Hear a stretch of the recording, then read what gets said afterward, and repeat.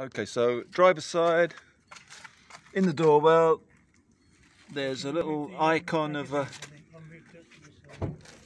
car bonnet. You heard the click. Let's pull out.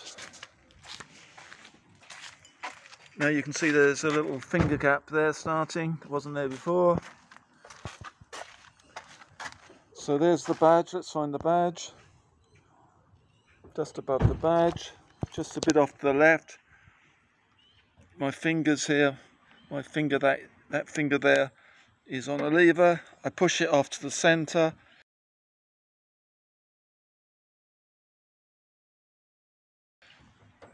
And then I've just got to lift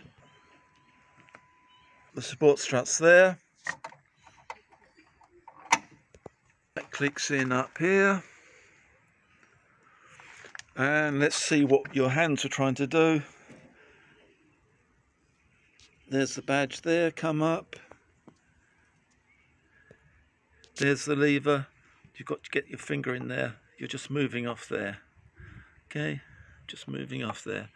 Now the official way to shut these seems a bit brutal, but you drop them from about 9 inches.